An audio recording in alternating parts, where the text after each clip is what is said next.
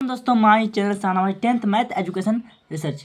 आज दोस्तों जो भी छात्र नए वाले बुक के आंसर पढ़ रहा है, यह क्वेश्चन प्रश्न वाली 3.4 का, और जो भी छात्र पुराने वाले बुक के आंसर पढ़ रहा है, यह क्वेश्चन प्रश्न वाली 3.5 के, ठीक है, 3.5 के।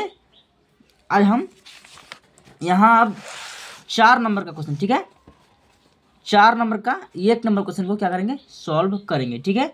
तो वीडियो को आप शुरू से लेकर एंड तक जरूर देखें। यहाँ आप देख सकते हैं दोस्तों, हम क्वेश्चन को अच्छी तरीके से उतार लिए हैं समझने के लिए, ठीक है। तो क्वेश्चन क्या कह रहा है जरा गौर कीजिएगा दोस्तों, ताकि क्वेश्चन समझिएगा, उसके बाद आपको मैथ समझ में आ जाएगा, ठीक है। तो देखिए क्वेश्चन क्या कह रहा है, निम्न समस्याओं में रैखिक समीकरणों के युग्म बनाइए और उनके हल यदि अस्तित्व हो किसी बीजगणितीय विधि से ज्ञात कीजिए, ठीक है। आप किसी भी विधि से उसको ज्ञात कर सकते हैं, बीजगणित विधि से किसी विधि से ज्ञात कर सकते हैं, ठीक है। तो 1 नंबर है, यहाँ आपका क्वेश्चन है, मेन क्वेश्चन यहाँ पे है, ठीक है। तो इसको आपको समझना है अच्छी तरीके से। देखिए कह रहा है कि एक छात्रावास के मासिक व्यय, यानी कि मासिक जो आपका फीस होता है वही उसी के बारे में बात कर रहा है, ठीक है। मासिक व्यय का भाग है, ठीक है, मासिक व्यय का नियत भाग है, यानी कि एक मासिक भाग जो है ना, नियत, वो परफेक्ट है, ठीक है, वो आपको सब में लगेगा, यानी कि परफेक्ट, ठीक है, नियत है। तथा शेष इस पर निर्भर करता है कि छात्र ने कितने दिन भोजन लिया, ठीक है। शेष इस पर निर्भर करता है छात्र ने कितने दिन भोजन लिया है, ठीक है। जब एक विद्यार्थी, यानी कि मान लेते हैं कि विद्यार्थी को, जब एक विद्यार्थी ये को जो 20 दिन भोजन करता है, ठीक है, 1000 छात्रावास भोजन करता है तो 1000 लगता है, ठीक है, 1000 लगता है। तो छात्रावास के व्यय के लिए अदा करने पड़ते हैं, 1000 अदा करने पड़ते हैं, ठीक है। जबकि एक विद्यार्थी बी को 26 दिन भोजन करता है तो छात्रावास के व्यय के लिए 1180 अदा करने पड़ते हैं। तो नियत व्यय और प्रतिदिन के भोजन का मूल्य ज्ञात कीजिए। दोस्तों क्वेश्चन थोड़ा लंबा है, तो आप घर में कोई बात नहीं है, तो इसको हम सॉल्व करते हैं, ठीक है। तो आपको यहाँ जरा गौर कीजिएगा, यहाँ पे आपका मेन काम यहीं पे होगा। देखिए नियत व्यय, यानी कि नियत जो आपको परफेक्ट, उसके बारे में, और प्रतिदिन के भोजन का मूल्य आपको ज्ञात करने के लिए कह रहा है। तो सबसे पहले हम यहाँ लिखेंगे कि माना कि, यहाँ पे लिखेंगे हल, पहले क्या लेंगे, हल, ठीक है। अब यहाँ लिखेंगे हम दोस्तों कि माना कि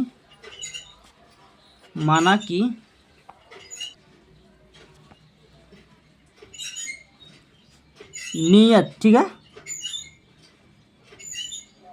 नियत व्यय, नियत व्यय बराबर मान लेते हैं, हम क्या मान लेते हैं, जो परफेक्ट बारे बात कर रहा है, नियत व्यय बराबर मान लेते हैं 1 रुपया मान लेते हैं, ठीक है। उसके बाद यहाँ पूछा हमको प्रतिदिन का भोजन का मूल्य भी ज्ञात करने के लिए पूछ रहा है, ठीक है। तो हम यहाँ लिखेंगे कि प्रतिदिन, लिखेंगे पहले प्रतिदिन के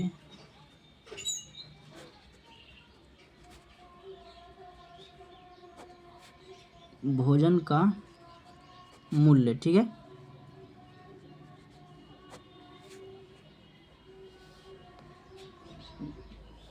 बराबर y मान लेते, ठीक। चलिए अब यहाँ लिखेंगे हम पहले प्रश्न से, ये प्रश्न से ना क्वेश्चन होता है। अब यह क्वेश्चन आपका 2 स्थिति में सॉल्व होगा दोस्तों, ठीक है। पहली स्थिति में,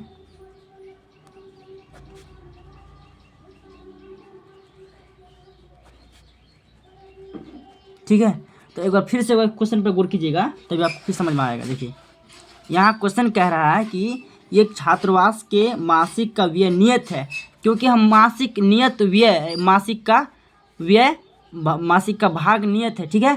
तो नियत को हम क्या माने दोस्तों, यहाँ नियत को मान लिए हम x मान लें, देखिए यहाँ x मान लें, ठीक है।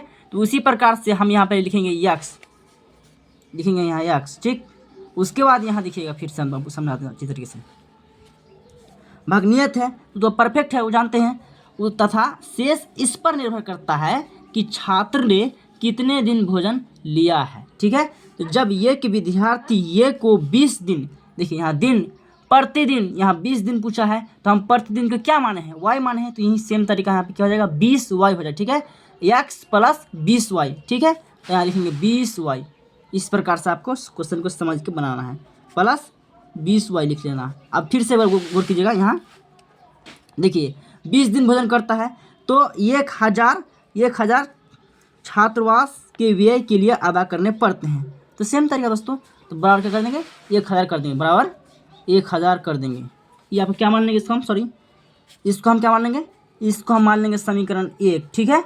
अब इसी प्रकार से हम दूसरी स्थिति में भी मानेंगे, ठीक है। देखिए दूसरी स्थिति में, ठीक, चलिए दूसरी स्थिति में क्या कह रहा था दोस्तों, जरा गौर कीजिएगा यहाँ पे।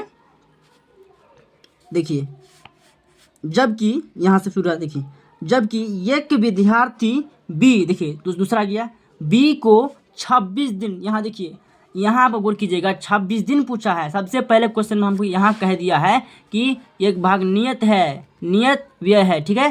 तो नियत व्यय हम क्या माने, यक्स माने, सिर्फ यहीं पर आपको अभी उसी काम करना है जो यक्स मान लेना यहीं पर भी, ठीक है। सबसे पहले यक्स ले लेंगे, ठीक।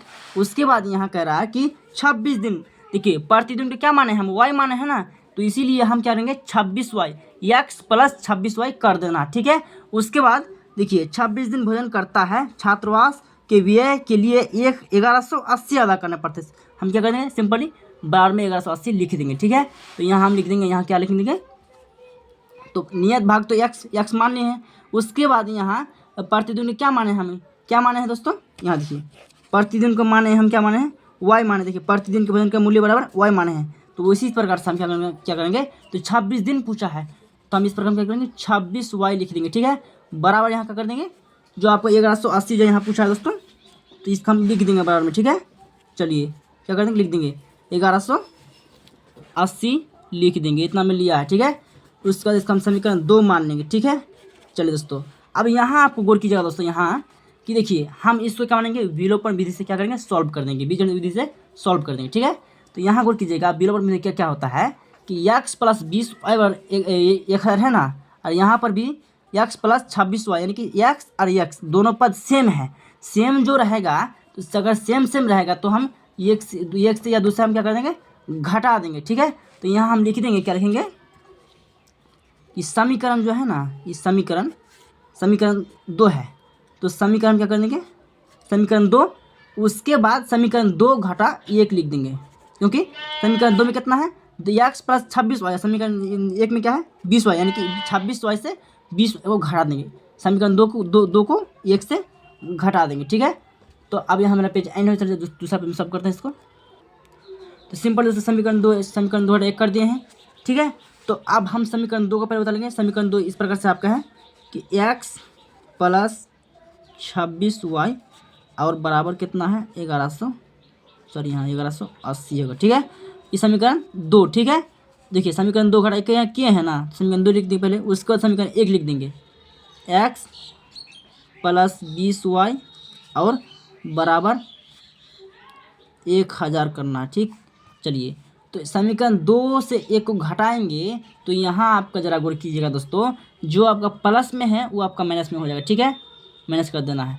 और जो इसका साइन चेंज करने के लिए, ठीक है, तो आप जो प्लस में है वो क्या होगा माइनस में हो जाएगा, और यहाँ पर भी जो प्लस में हो माइनस में हो जाएगा, ठीक है। सेम तरीका देखिए अब क्या करना है दोस्तों कि यक्स और यक्स को जब यक्स से घटाएंगे तो कितना कुछ भी नहीं बचेगा, यक्स से कट जाएगा, ठीक है। अब यहाँ 26y से जब हम 20y को घटा देंगे तो कितना बचता है 6y बचता है, ठीक है। बराबर यहाँ 1180 से जब हम 1000 को घटा देंगे कितना बचता है 180 बचता है, ठीक है। 180 लिख देना है। अब यहाँ पे क्या कर देना है y बराबर 180/6 कर देना, क्योंकि जब हम इसके साथ गुना में है, जब इसको इस पर क्या होगा बट्टा में कि भाग में आ जाएगा, ठीक है। तो ये सब क्या कर देना, काट देना, 6 एकम 6 और यहाँ 6 तिये 18, 6 तिये 18 जो है ना, अब बगल में आपका 0 है, 0 क्या कर देना उसके ऊपर में बैठा देना, ये से 30 में कट गया, ठीक है।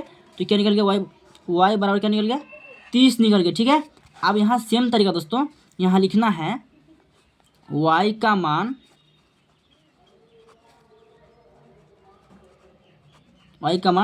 समीकरण क्या कर देना है 1 में रखने पर, ठीक है, 1 में रखने पर, ठीक। तो समीकरण एक मेरा क्या है दोस्तों, यहाँ दोस्तों यहाँ आपका समीकरण क्या है, एक है, देखिए यहाँ x + 20y बराबर 1000। इसको y का वैल्यू क्या कर देना, यहाँ को मान पुट कर देना, ठीक है। तो यहाँ पहले समीकरण क्या करना है, उतार देना है, ठीक है। x, चलिए यहाँ थोड़ा प्रॉब्लम हो रहा, x + 20y और बराबर कितना है 1000, ठीक है। तो अब आपको क्या कर देना है, x पहले लिख देना है प्लस 20 और गुना में देखिए y को कितना है 30, तो 30 को क्या कर देना है बैठा देना है बराबर 1000 लिख लेना, ठीक है। तो x प्लस उसके बाद 20 गुना, जब हम 30 से क्या करेंगे गुना करेंगे तो कितना होगा दोस्तों, 20 गुना 30 से जब हम क्या करेंगे गुना करेंगे तो आपका सिंपल कितना होता है 600 होता है, ठीक है। यहाँ देखिए हम यहाँ 20 और 30 को गुना करेंगे तो कितना होगा 0 गुना 0 और 2 गुना 0, ठीक है। और 0 गुना 3 0 और 3 दूना 6, यानी कि 600 होता है, ठीक है 600, ठीक है। चलिए यहाँ पे कितना 600 होता है और बराबर कितना होता है यहाँ पे 1000, ठीक है।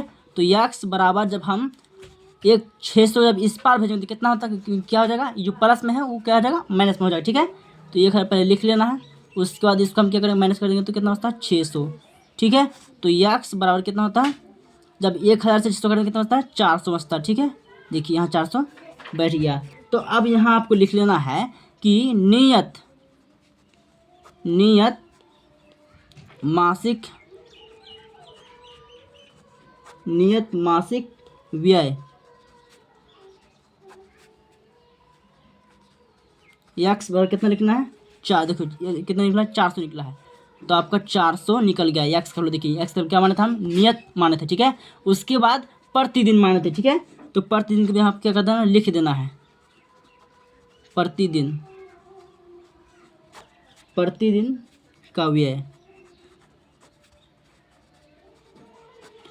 बराबर आपका कितना होता है y, देखिए y को कितना निकला है यहाँ पे देखिए 30 निकला है, तो 30 आपको कर देना बैठा देना है, ठीक है। चलिए, तो उम्मीद है अभी जो आपको समझ में आ गई है। अगर किसी प्रकार को आपका डाउट हो तो हमें कमेंट कर सकते हैं, उसे हम सुधारने के प्रयास करेंगे, जरूर करेंगे, ठीक है। तब तक के लिए यहीं तक।